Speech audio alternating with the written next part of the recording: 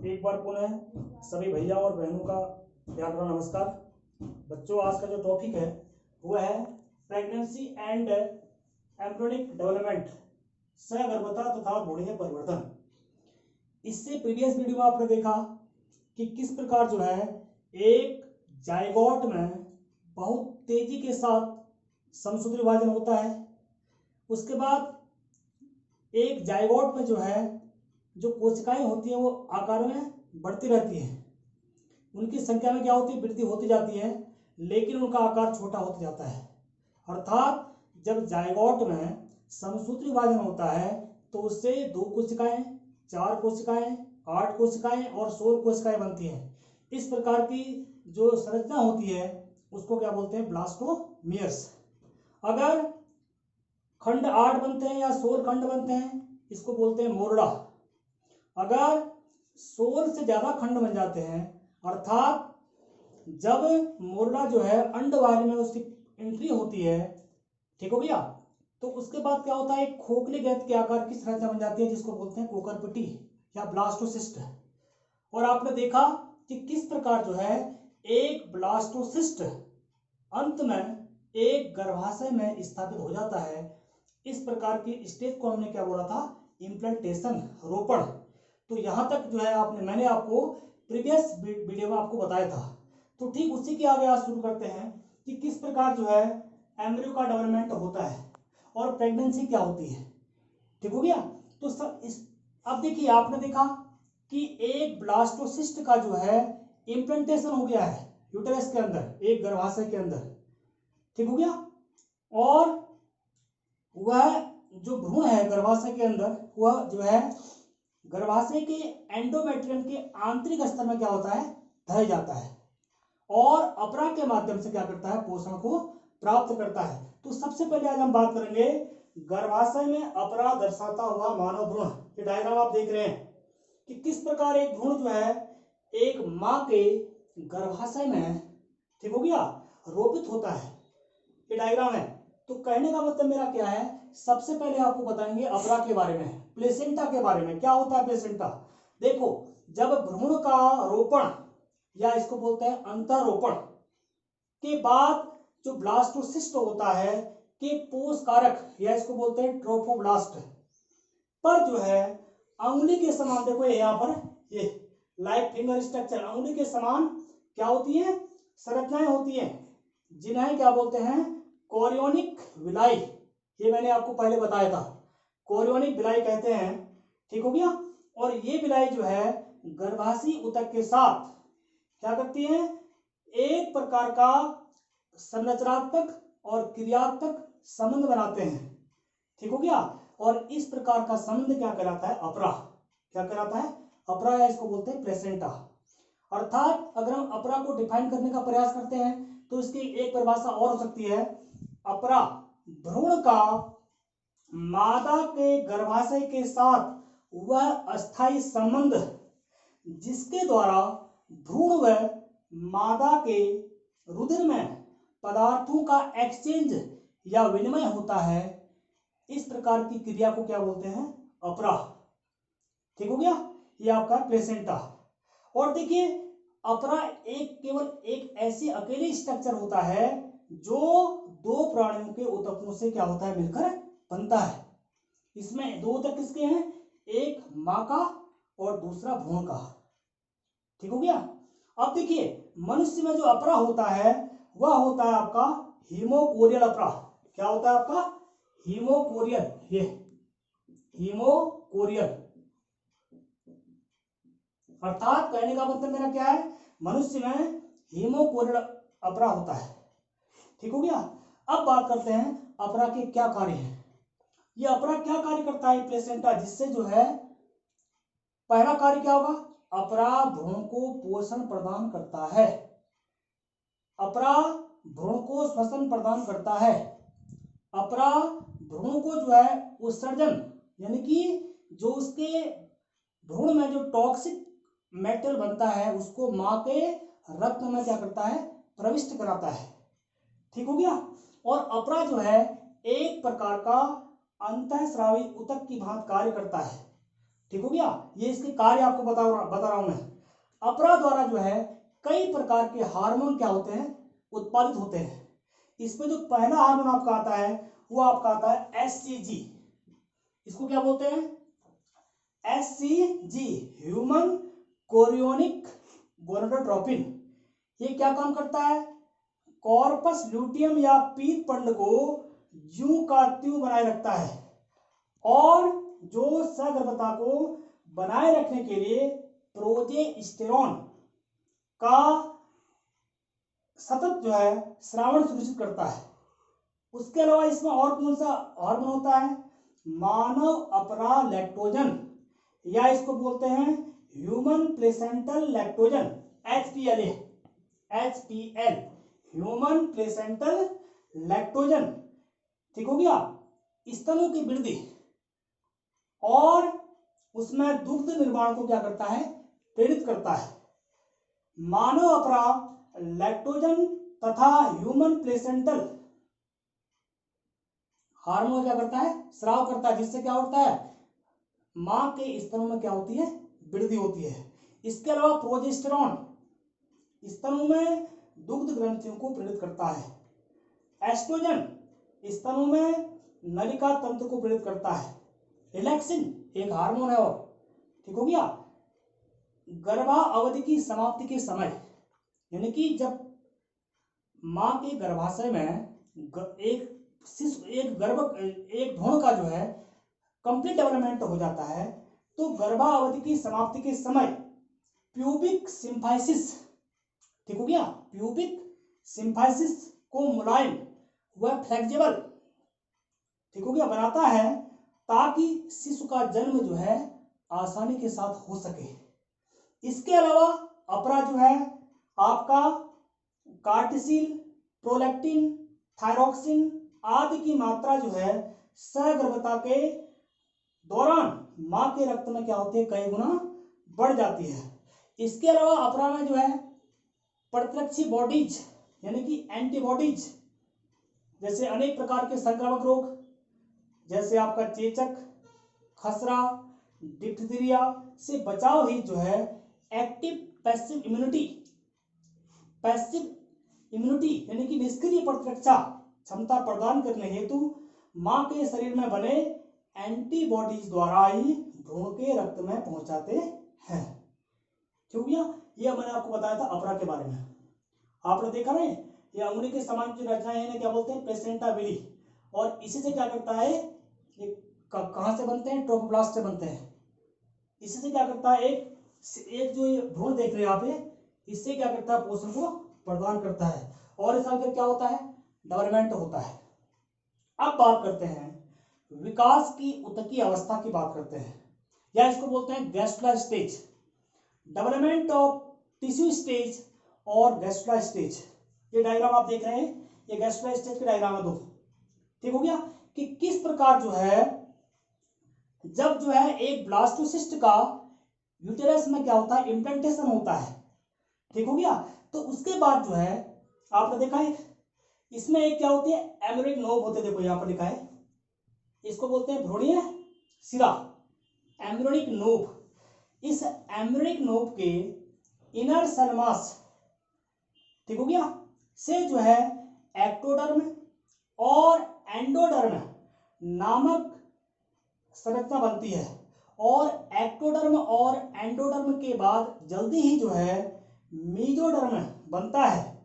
ये तीनों स्तर जो है सभी प्रकार के ऊतकों और अंगों का कार्य करते हैं।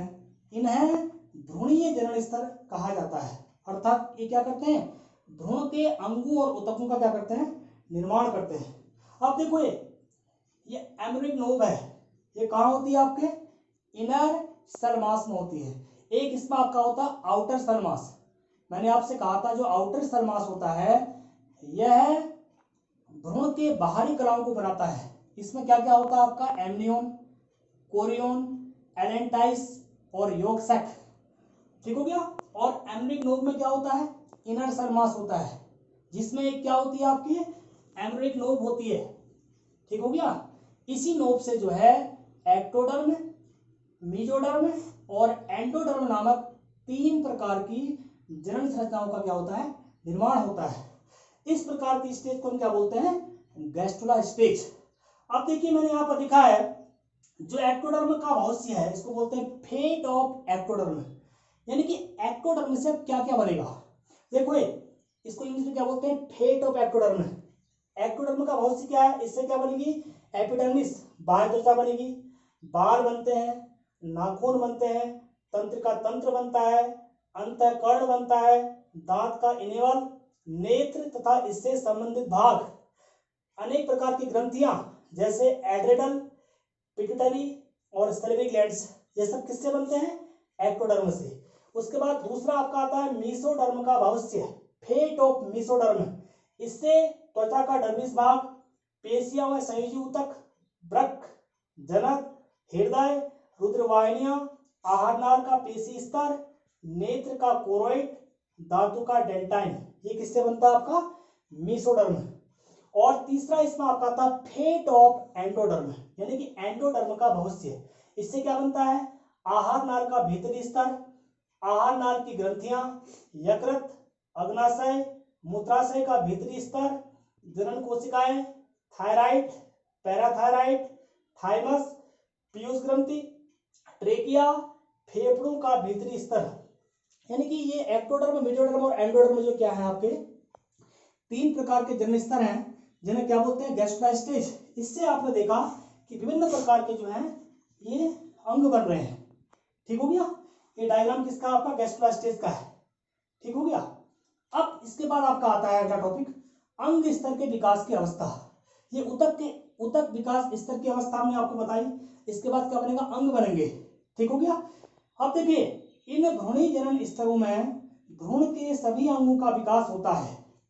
इसको हम क्या बोलते हैं, मॉर्फोजेनेसिस जो है इसकी प्रमुख क्रिया है। अर्थात जब भ्रूण से अंग बनना शुरू हो जाता है इस प्रकार की प्रोसेस को क्या बोलते हैं, मॉर्फोजेनेसिस। जो इनर सेल मास होता है, देखो एम्ब्रियोनिक नोव में आपका जो क्या होता है, इनर सेल मास होता है। इसमें कुछ ऐसी कोशिकाएं होती हैं जिसमें सभी अंगों व ऊतकों को उत्पन्न करने की क्या होती है, क्षमता होती है। इन्हें स्टेम सेल बोलते हैं। क्या बोलते हैं, ये स्टेम सेल, स्टेम सेल। इससे क्या बनते हैं, ये अंग का बनाता है। ठीक हो गया। अब देखिए मनुष्य में जो सगर्भता अवधि को हम जो है इस प्रकार डिवाइड कर सकते हैं। आप देख रहे हैं डायग्राम में, बताऊंगा आपको मैं। देखिए सबसे पहले हम बात करते हैं भ्रूण विकास की, यानी कि पहला और जो दूसरा महीना होता है इसमें भ्रूण बनता है। उसके बाद 3 से 9 माह तक जो है फीट्स बनता है। यानी कि सगर्भता का जो पहला संकेत होता है वह होता है ऋतुस्राव की अनुपस्थिति से मिलता है। 8वें सप्ताह के अंत से लेकर शिशु के जन्म के समय, जन्म तक का जो समय होता है उससे क्या होता है, अजन्मा बच्चा फीट्स कहलाता है। ठीक हो गया। अगर हम बात करते हैं देखो ये सगर्भता की, देखो ये डायग्राम आप देख रहे हैं, तो इसको हम जो है इस विकास को हम जो है तिमाही रूप, ट्राइमेस्टर में भी बांट सकते हैं। तिमाही जानते हैं ना आप, यानी कि जो मनुष्य में आप जानते हैं सगर्भता की मतलब कितनी होती है, 9 माह होती है। तो इस 9 माह को हम 3 पार्ट में डिवाइड कर सकते हैं। इसको बोलते हैं ट्राइमेस्टर। अब देखो जो पहली तिमाही होती है इसको बोलते हैं फर्स्ट ट्राइमेस्टर। इसका जो समय होता है वो होता है 0 से लेकर के 12 सप्ताह तक का जो समय होता है इसको क्या बोलते हैं, फर्स्ट ट्राइमेस्टर या पहली तिमाही। अब देखो मनुष्य में कुछ महीने की जो है सगर्भता के बाद हृदय निर्मित होता है। सबसे पहले क्या बनता है, हृदय बनता है। ठीक हो गया, हृदय, हार्ट बनता है। एक बढ़ते हुए भ्रूण को पहले जो है पहला संकेत उसके हृदय की क्या है, धड़कन है, जिसको हम स्टेथोस्कोप, एक यंत्र होता है डॉक्टर के पास, उसको क्या बोलते हैं, स्टेथोस्कोप से हम उसको सुन सकते हैं। ठीक हो गया। उसके बाद सगर्भता के दूसरे माह के अंत तक जो है भ्रूण के पैर, अंगुलियां विकसित हो जाती हैं और पहली तिमाही के अंत तक जो है अर्थात 12वें सप्ताह तक जो है सभी प्रमुख अंग तंतु की रचना हो जाती है।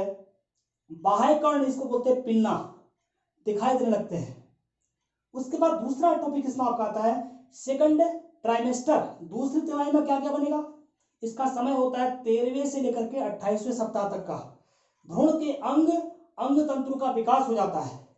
गर्भावस्था के 5वें महीने के दौरान गर्भ की पहली जो है गतिशीलता प्रारंभ हो जाती है। गर्भ के सिर पर बालों को देखा जा सकता है। आंखों की पलकें अलग अलग हो जाती हैं। 16वें सप्ताह तक जो है गर्भाशय में वृद्धि के कारण बाहर से ही पता लग जाता है कि स्त्री क्या है, गर्भवती है। अब इसमें तीसरा पार्ट आपका आता है थर्ड ट्राइमेस्टर, ठीक हो गया। यानी कि इसका समय आपका होता है, तीसरी तिमाही की बात कर रहे हैं, 29 से 40 सप्ताह। भ्रूणीय शिशु का सिर जो है श्रोणि की तरफ, यानी कि श्रोण क्षेत्र यहां पर होता है, इसको बोलते हैं पेल्विक रीजन। भ्रूणीय शिशु का सिर श्रोणि की तरफ नीचे की ओर आ जाता है। देखो आप देख रहे हैं इसका सिर कहां गया, नीचे की तरफ आ रहा, देखो ये। और गर्भावस्था के 9 माह के अंत तक गर्भ पूर्ण रूप से क्या हो जाता है, विकसित हो जाता है और प्रसव के लिए क्या हो जाता है, तैयार हो जाता है। अब देखो एक डायग्राम मैंने यहाँ पर बना रखा है, इसमें किस प्रकार जो है जब फर्टिलाइजेशन की प्रोसेस हो जाती है उसके बाद किस प्रकार जो है इसका इम्प्लांटेशन होता है, ठीक हो गया। एक गर्भाशय के अंदर किस प्रकार भ्रूण जो है उसका डेवलपमेंट होता है, इसको बोलते हैं एम्ब्रियो डेवलपमेंट। अब देखो ये सबसे पहले जब फर्टिलाइजेशन होता है ये क्या बना, आपका एम्ब्रियो बना है। 8वें सप्ताह तक ऐसे ही रहता है। इसकी लंबाई होती है 2.5 सेंटीमीटर और वेट होता है 2 ग्राम। उसके बाद 12वें सप्ताह में यही एम्ब्रियो जो है इस प्रकार का हो जाता है। इसकी लंबाई 7.5 सेंटीमीटर और वेट होता है 18 ग्राम। 16वें सप्ताह में यही भ्रूण जो है इस आकार का आ जाता है, लंबाई 16 सेंटीमीटर और भार होता है 135 ग्राम। 20वें सप्ताह में भ्रूण का शेप ऐसा हो जाता है और लंबाई 25 सेंटीमीटर, भार होता है 340 ग्राम। 24वें सप्ताह में भ्रूण का शेप ऐसा हो जाता है, लंबाई 35 सेंटीमीटर और भार होता है 570 ग्राम। 28वें सप्ताह में भ्रूण ऐसे शेप में दिखता है, लंबाई होती है 37 सेंटीमीटर और भार होता है 900 ग्राम। इसी प्रकार 32वें सप्ताह में भ्रूण का शेप ऐसा हो जाता है, गर्भाशय के अंदर लंबाई हो जाती है 40.5 सेंटीमीटर और इसका वेट होता है 1.6 kg। इसी प्रकार 36वें सप्ताह में भ्रूण का शेप ऐसा हो जाता है, लंबाई 46 सेंटीमीटर और भार होता है 2.5 kg। और जब एक भ्रूण जो है गर्भाशय के अंदर, ठीक हो गया, उसका कंप्लीट डेवलपमेंट हो जाता है अर्थात 40वें सप्ताह में, तो इस शेप पर दिखाई देता है वो। और उसका लंबाई हो जाती है 51 सेंटीमीटर और भार होता है 3.4 kg, ठीक हो गया। तो आपने देखा कि किस प्रकार फर्टिलाइजेशन के बाद, ठीक हो गया, जाइगोट बनने से प्रसव तक किस प्रकार जो है भ्रूण में चेंज आते हैं। इससे पहले मैंने आपको पार्ट 1 दिखाया था प्रीवियस वीडियो में और आज ये कंप्लीट हो गया आपका। तो आपने देखा कि किस प्रकार जो है फर्टिलाइजेशन के बाद एक जाइगोट का डेवलपमेंट होता है, भ्रूण बनता है और भ्रूण जो है प्रसव तक किस प्रकार जो है उसमें क्या क्या परिवर्तन देखने को मिलते हैं। आपने इसको देखा और समझने का प्रयास किया होगा। इसी आशा के साथ आज के लिए इतना काफी है। बहुत बहुत धन्यवाद।